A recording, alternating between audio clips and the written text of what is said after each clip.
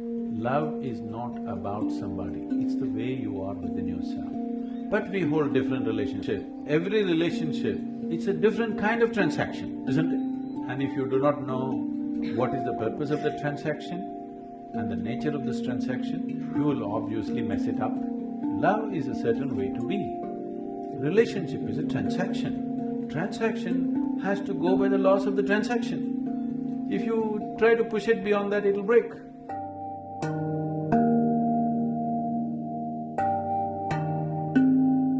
I've got two questions, sir. Love is categorized into various types, like maternal love, paternal love, love between siblings, between spouse, between man and woman. I want to know whether there is any correlation between sex, love and meditation. That is the first question. Second is Shiv and Shakti. Shakti is energy and energy is matter. Can we say it is consciousness, if we can translate it into English, consciousness and matter? Second question, no. It's a complete… there's too much of wrong depiction happening. I don't know if we have the time to look at that, because that's a certain dimension of life which has to be looked at in a certain way. For the first one, there is… see, I think we've already gone through this. See, love is not about somebody, please understand. A relationship is about somebody. We hold different relationships with different kinds of people, isn't it? Depending upon what is the nature of activity we are in. Now, your child comes here, out of your love, you grab him and put him on your lap. Your neighbor comes, please don't do that. But can you love your neighbor equally like this, without grabbing him? Yes or no? So, your mother comes, you go and do this and express your love. Your dog comes, boo boo boo boo boo, you do. Can you love your dog as much as your mother? I'm asking you. Oh, dog and mother, he's comparing. Stupid nonsense, tell me, when you're really feeling wonderful about your dog, is it any less than anything or any more than anything? Huh? Love is not about somebody, it's the way you are within yourself. But we hold different relationships. Our relationship with the dog is one way, with our mother another way, with our child another way, with a friend another way, with a working relationship it's another way. Relationships are transactions. Transactions have to be managed sensibly. You can't hold same transaction with everybody, polygamy. Why am I being made the poster? Not you, not you, it's a concept. It's a concept. You're not the only one who's aspiring for that. So it's a conceptually, it is just that. Every relationship, it's a different kind of transaction, isn't it? And if you do not know what is the purpose of the transaction and the nature of this transaction, you will obviously mess it up. You'll obviously mess it up, it doesn't matter how close they are to you, you will see it'll got… Many number of people it's happened, people who thought they're one and they'll never get separated are in horrible, hateful situations between them, not because of anything else, not because they're bad people, not because something else, just that you do not understand the limitations, you mistake action and the way to be. Love is a certain way to be. Relationship is a transaction. Transaction has to go by the laws of the transaction. If you try to push it beyond that, it'll break. But how you feel within yourself, nobody has any business with it. Nobody should be able to do anything about it. You feel wonderful within yourself, in your thought, in your emotion, in your body, in your energies. This is the way you should be. If you're feeling sweet in your emotion, you're loving towards everything that you set your eyes upon. But the transaction is different. How I am, how I transact with somebody, I cannot transact with you just like that, isn't it? But I don't have to feel any different, because this is the way I've decided to be within myself. So you need to have this understanding, what is being, what is doing. If this distinction is not there, then you'll mix it up and you think this is that is this. I love you is a fake statement. I'm in love, all right. I can't love you, it's not possible. I can transact with you, in a certain way. But I'm loving. Because I'm loving, the transaction also has that quality. If I'm not loving, the transaction will not have that quality, isn't it? Sir, my question was correlation between sex, love and meditation. Is there any correlation with meditation?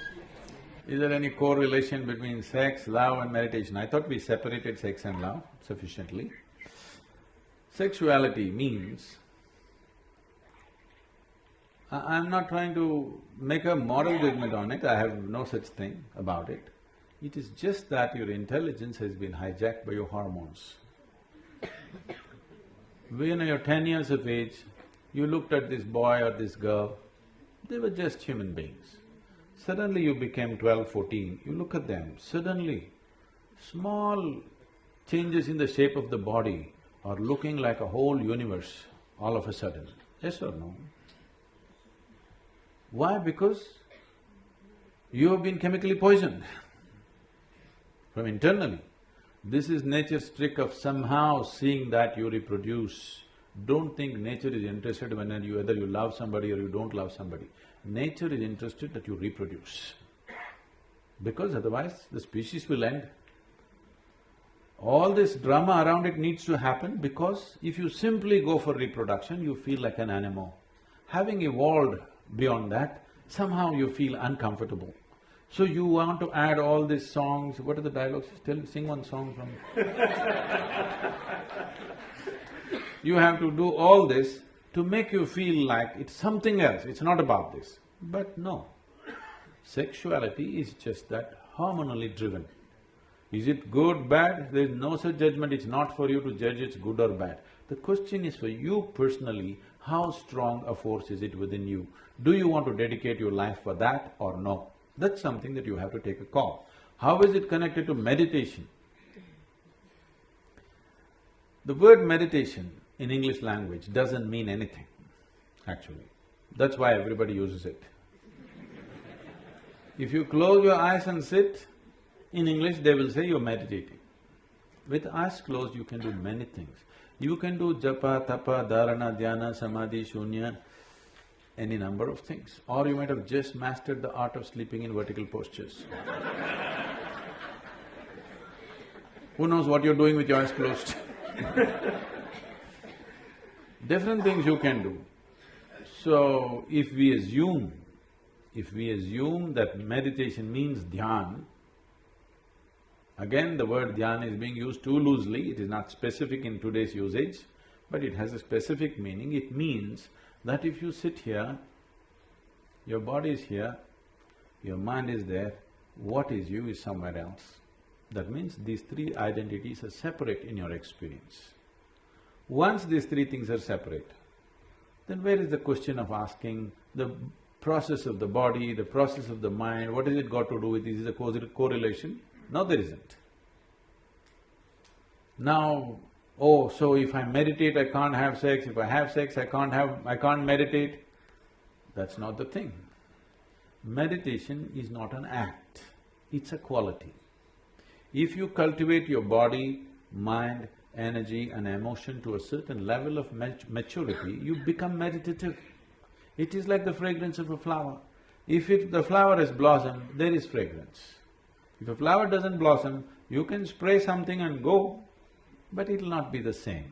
There's a difference between what exudes from within you and what you put on from outside. There's a big, huge difference. It's a question of life and death.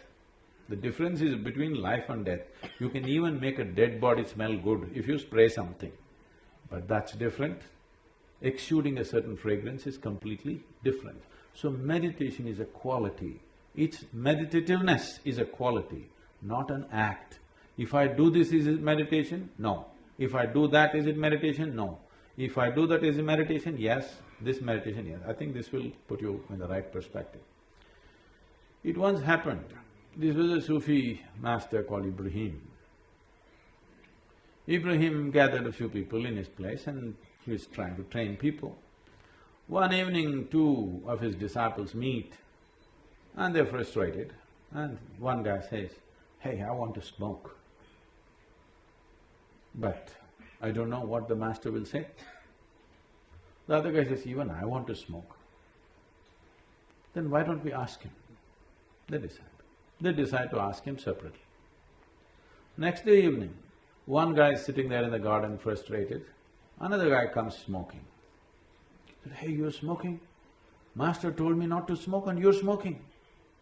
That guy asked, "What did you ask the master?" He said, "I asked him, can I smoke when I'm meditating?" He said, "No." "Ah, that's your problem. I asked him, can I meditate when I'm smoking?" He said, "Yes."